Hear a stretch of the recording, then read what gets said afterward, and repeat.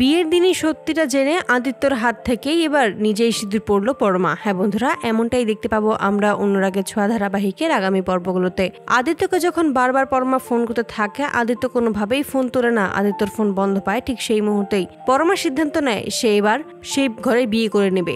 আদিত্যর ওপর অভিমান করে সে অভ্রর সাথে বিয়ে করতে রাজি হয়ে যায়। তার পরিবারকে জানিয়ে দেয়, তোমরা সব ঠিকঠাক করে নাও, আমি শুধু ওর জন্য আর কষ্ট পাবো না। ও যেহেতু আমাকে চায় না, আমার সাথে যোগাযোগ রাখতে চায় না, আমি কেন ওর জন্য কষ্ট পাবো? আমি খুব সুখে থাকবো, আমি ওকে দেখিয়ে দেবো ওকে ছাড়াও আমি ভালো থাকতে পারি। অপরদিকে অভ্রর মা সকলকে জানিয়ে দেয় পরমার সাথে তার ছেলে অভ্রর বিয়ে দেবে না। তখনই অভ্র সহ বাড়ির সকলেই অভ্রর মাকে বোঝায় এবং অভ্রর মা বুঝতে সক্ষম হয়। তারপরেই অনেক কষ্টে রাজি করানোর পর বিয়ের কথা বলতে রাজি হয় অভ্রর মা। অন্যদিকে পরমার মা ও বাবা অভ্রর বাড়িতে চলে আসে, সেখানে এসে বিয়ের কথা ফাইনাল করে যায়। অপরদিকে পরমা মনে মনে বলে, তুমি আমাকে ঠকালে আদিত্য, আমি তোমাকে অন্যরকম ভেবেছিলাম, সবার মতো ভাবিনি, কিন্তু তবুও তুমি যেহেতু আমার থেকে দূরে চলে গেছো, তাই আমিও তোমার থেকে অনেক দূরে চলে যাব। বিয়ের কথা ফাইনাল হয়ে যায় এবং বিয়ের দিন চলে আসে।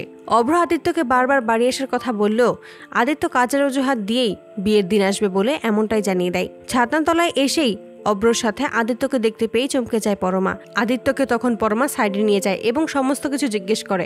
আদিত্য তখন সমস্ত সত্যিটাই পরমাকে খুলে বলে। তখনই পরমা বুঝতে পারে আদিত্যর কোনো ভুল নেই। তাই ছাদনাতলায় বিয়ের মণ্ডপে আদিত্যর হাত থেকেই সিঁদুর পরে নেয় পরমা। তো বন্ধুরা, তোমরা এটাই তো চাও জন্য এভাবেই বিয়ের দিনেই সত্যিটা জানতে পারে পরমা এবং আদিত্যর হাত থেকেই সিঁদুর পরে নেয়? কমেন্টে জানাও। আর নিয়মিত আপডেট পেতে আমাদের চ্যানেলটি এক্ষুনি সাবস্ক্রাইব করে পাশে থাকো। ধন্যবাদ।